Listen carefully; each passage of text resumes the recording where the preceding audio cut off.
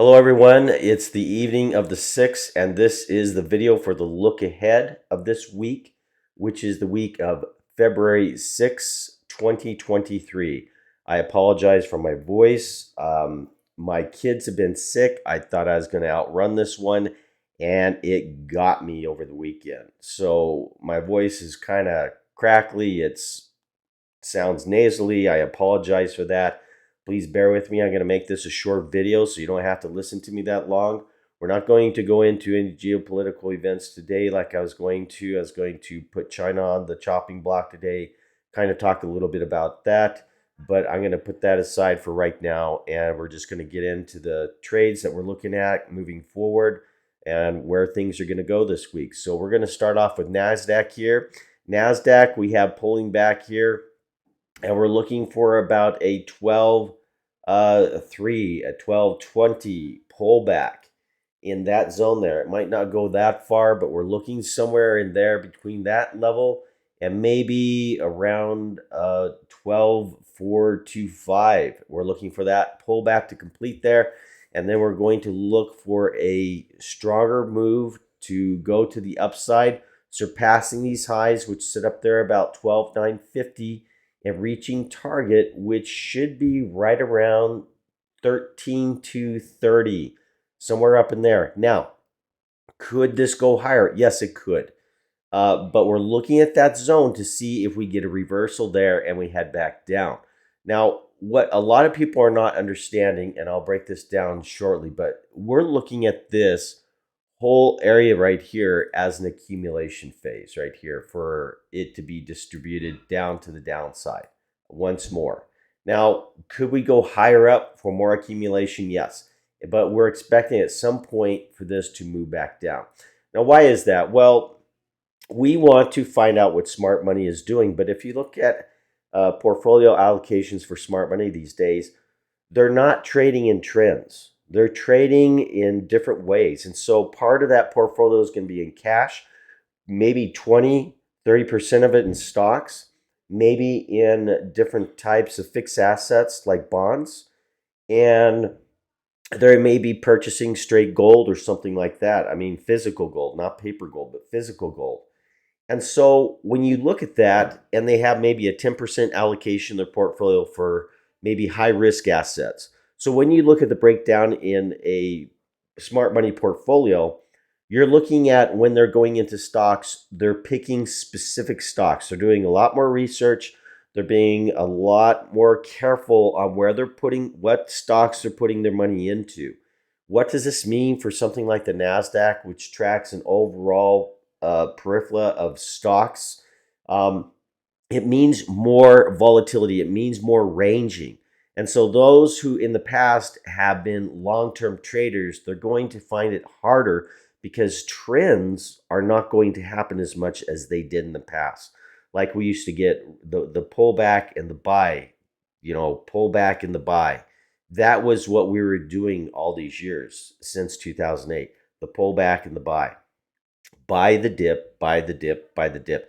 That is no longer the case. So you're going to have to do a lot more homework. You're going to have to be more proactive in your trading. And so, me personally, I have adjusted the way I do trading. I used to be more of a long-term trader. I'm not that kind of trader anymore. I'm learning more day trading, more shorter-term trades because of the volatility.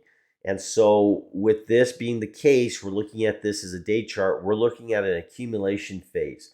Now, whether it breaks out down here after we accumulate in here, if it goes back up to accumulate more, or back up here to accumulate more, I do believe the overall direction of the market is going to continue further down. However, I trade it level by level, and that's why I do it that way, because nothing is certain in these markets anymore. Because when you raise rates, it affects asset prices. And the effect it has on asset prices is it tends to contract the price, meaning it weakens the price goes down. And so as long as we are setting in this higher interest rate area where we expect the Fed to come in and raise another 25 basis points the next time, making it 5%, we still believe that asset prices have not felt the full effect of the raising of these rates. And it's not just the raising of the rates, but it's at the rate of change or the shortness of time that the Fed has done it in. And so it has caused the rate of change just to go off the charts. And that's one of the things you look at in trading is the rate of change on things, not just the direction they are heading in, but how fast they're heading in. And we've got some very fast things happening in the market. So we need to be very cognizant of what the markets are telling us, what the smart money is telling us, because that's who we trade with, is the smart money. And smart money is going to be harder to read because the way they allocate in their portfolios has changed. And so it's going to be a lot more choppy. So you're going to be in these choppy markets. Hence why I encourage you to become a member of 7X Investors, because we are ahead of this curve. We see it coming. We see the changes coming just like they did in 2008, which is one of the times I traded through. So I saw those changes happen. We've been seeing these changes happening. And the way we look at the data has changed considerably too. So become a part of our team. Click the link below. Like this video. Share it, because it has a lot of good information, just the short amount that I'm giving you here today. So we're looking at an accumulation phase on the NASDAQ. And things like ARK, they're just kind of like, hey, tech is the future. Just dump your money in. Keep the flows coming in. Kathy's there. Keep the flows coming in, because it's going to pan out sooner or later. You can't trade that way anymore, because tech could take a real dive for now, as there's a lot of adjustments going on, and it could stay flat for a while before it comes back up. You don't want to have your money tied up in something like that, where you're down negative in the trade or in the investment for a long period of time, because things could change radically. And the way money is, the way stocks are done, the staking in stocks could change. A lot could change in the environments we're entering into. And we want to keep you ahead of that. So we do a lot of different types of trades. We do some longer term trades. We do some very, very short day trades, which give us money up front. And the longer term trades, they kind of are the back end. If we see a trend starting to develop, yeah, we're going to see if we can get into that trend and ride it as long as possible. Just like we did the dollar and gold, how we rode those trends, and how everyone, when I entered the dollar trade, were telling me that I was crazy. I was entering at the top, and they were just saying the dollar was going to go to the moon. No. With anything, you reach a certain price point where the price of the asset or whatever it is, derivative, it becomes too expensive. It needs to go back down to be able to find buyers again, okay? Or it's way up high, and so it finds sellers. It's just a natural rhythm of the market.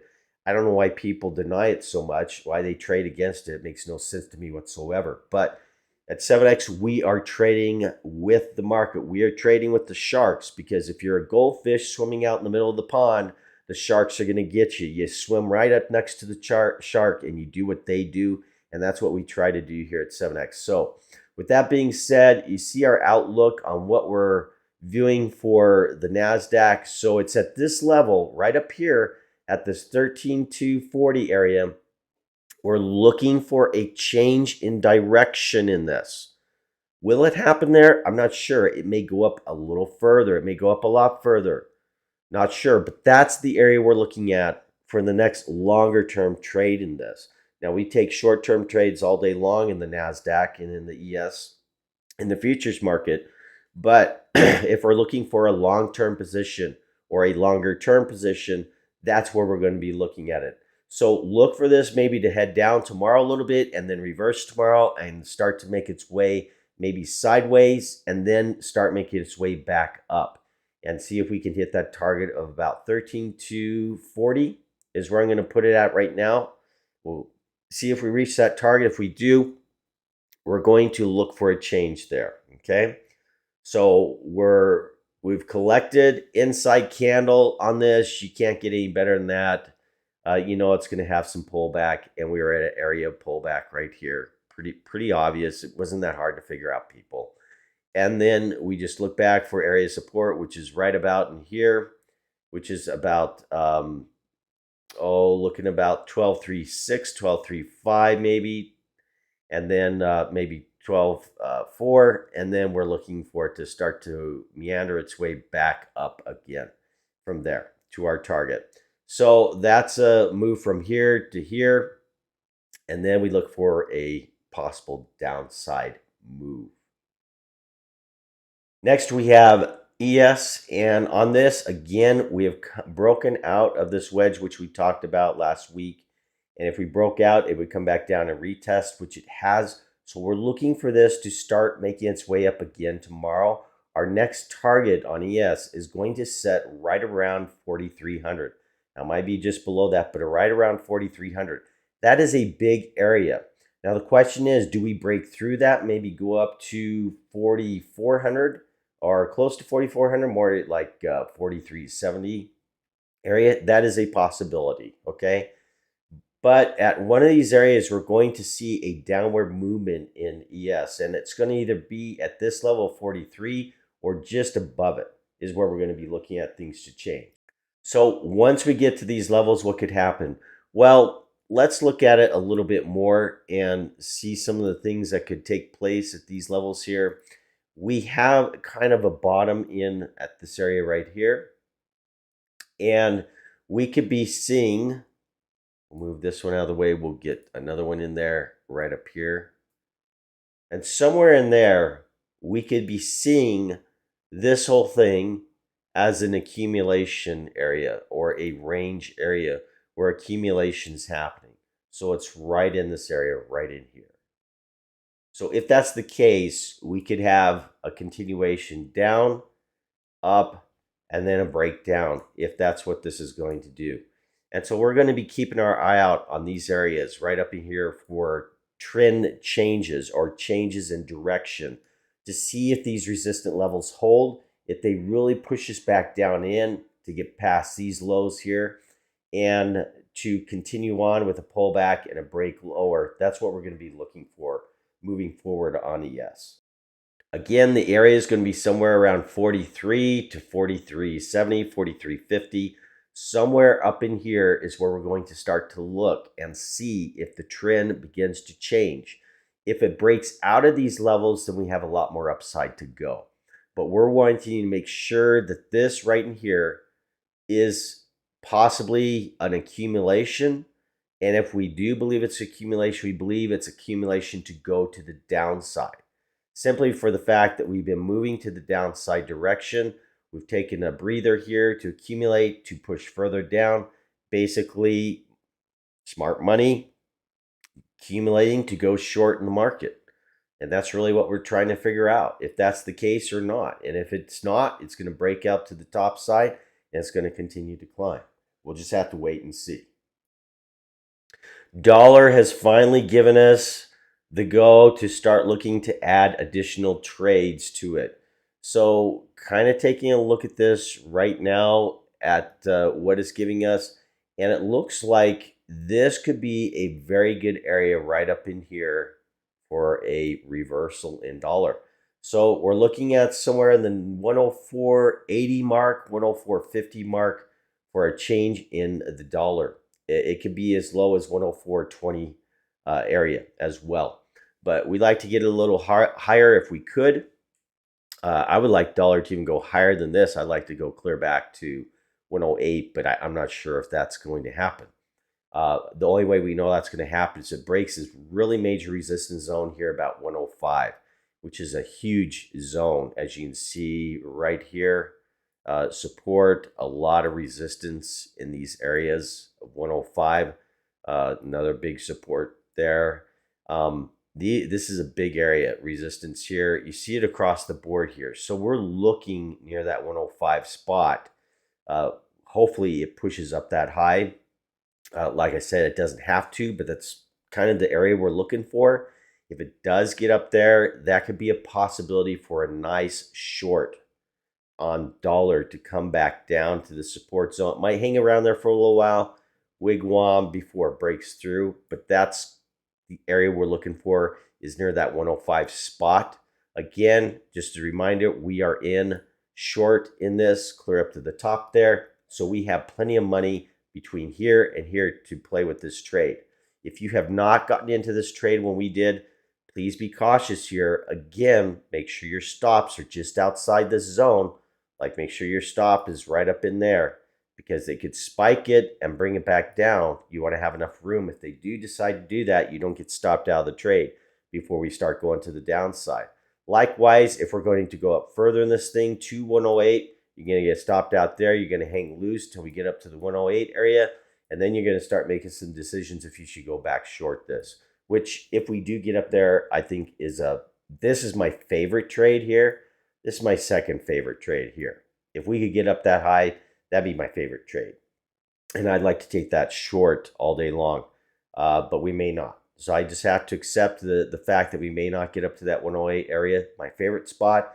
So I'll take the second favorite spot and see if we can hang with it here and continue the rest of the way down. And we'd be looking at a move somewhere in the neighborhood of 101 and some change for that move to go down to. At least to support here. It may hang around here. You take some profits there and wait for the rest of the break to come down to that 101 area. So that's how we're going to play dollar going into this week. And we're going to be watching this the next few days here to see if it gives us a reversal at that zone. Again, it could reverse at this channel line right here, which is lower. It's about 104, about 104.40 in that area, 104.20 instead of near the 105 zone. As I said a few weeks ago, that if markets start to move, you would see it first in the NAS and then in ES and then back to the US 30. And we've seen just that. We've seen a lot of movement in the NASDAQ, it leading the way, then in ES or the S&P, and now in the Dow. You see this incredible amount of ranging here in the last few days. And so what this is, again, it's accumulation. We're getting ready for the breakout. We think the breakout's going to push out. If it does push out, then you're looking at trading it to about 35,000 and some change, okay? Or 35,000 flat is where I think this is going to swing up to next. So we're going to be looking for this. Boy, it's getting really tight in there. I would be looking for this to break to the top side to that 35,000 target. And so if we see that breaking, starting to push out, we're going to just hop in it and ride it to that level, and then I'd be out of the trade. This may come back down, go a little higher, maybe up to 36,000. But at this level, I'd be pulling some money out, looking for the pullback, maybe get back into the lower level and push it to 36 is where I think close to where it's going to be going to. We talked about this last week about Euro Aussie going up to these levels at about 156 to about the 155 area. And they did push up to that level. Now we're looking for them to roll over here. So this is, if you're not in the short, I would be looking to get in this short and write it down to, like we have it here, down to about the 148.880 area. Again, you could see some more ranging here. You notice we have our stop way up here. This is just the way you trade currencies. You got to trade them in a cyclical manner. But we're looking for, and give it lots of room, but we're looking for somewhere in this zone right here. We're looking for this zone right here to be the reversal spot and to head back down. And it could come up one more time, but hopefully not. It just comes back down, breaks, and goes down. So again, if you're not in this is a great opportunity to get in it now. Great level to get in it to the short side. Next, we have pound dollar. Now, we were at the top up there. We weren't sure what it was going to do. We thought it would pull down, come back, break out, pull down, retest. It didn't do that. It decided to go ahead and just stay in this range. So again, what we're seeing here now is accumulation. So this is an accumulation zone. We didn't know that. We thought maybe this was just the swing out to head out, but now it's confirmed that's accumulation. So we could go down, up, down, up. It could come down again and go up. We're not sure, but in any case, we're going to get long right down in here. So this is the area we're going to look to get long right down here, about 1.19. We may scale into it as it comes down into that zone, just so we're in the trade in case it doesn't come all the way down to that. We'll scale into this one, pushing at position here at this level, maybe at 198, and then scale into it as it heads down lower. And then we'll look for a move back up in this. And hopefully we break out. If we break out, we'll be heading up to about the 128 to 1750 zone. So that's a pretty good trade there. If we measure that move there from here to here, we're looking at about 838 pips. So good move there. It's a little over an $8,000 trade, and it could be very profitable if you put 2 positions on that. I generally put 3 positions, which allows me to take halfway up the ladder. I can take one off there. I can take one off there and keep the single on for the extension. If it does it, if it doesn't, put it back on. It comes back down. It's going to stop me out above profit zone. So it's all the way you play the game. But again, this is accumulation, looking for a distribution of the trade moving out to the upside. So please be aware of that. And it doesn't have to come all the way back down here at the bottom. So scale into this thing. You put one on trade here on now, and you hold it. And if it starts to head back up, start to layer in on the trade. If it comes down lower, layer in on that direction. Either way, you're going to be playing this thing to the upside. We believe this to be an upside breakout after the accumulation. Dollar yen. So we were long this. We took our long off. It busted out to the top side. It hit our first target, which is here at 132. So naturally, at 132, this is going to come back down, and we see it pushing back down to 129. You can take that trade if you want. A higher level is up here. We talked about it, 138, 137, some change. That's the next higher level. Could this pull back and continue up on dollar strength? Yes, we've mentioned the dollar strength, what levels that could go to. We're just watching it phase by phase, level by level, and seeing what it does. But it hit our first level to the tick. And so we're looking to see if we get a pullback. And if markets hold, or if they range, and if they range, dollar's going to go up higher, which means the yen's going to go up to these levels. And again, we're looking about 137, 138 level for that to move up. This is my favorite level right here. I hope it does get up there. But if it doesn't, we got to look for down here, which is a more risky level. So we can't put as much on. But if we get that up here, we can put a lot more on the trade. And so we're just going to be looking to see what this does. Again, we can trade it from where it's at now down to here. I'm not really interested in that. I'm more interested if it gets up to here.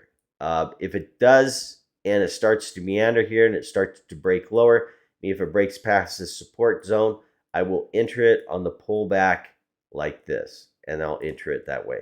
But as for right now, I'm going to stay neutral in this. We got out of our long before it popped out, and I'm just going to stay neutral on it until we either get up to here or we break back down into here.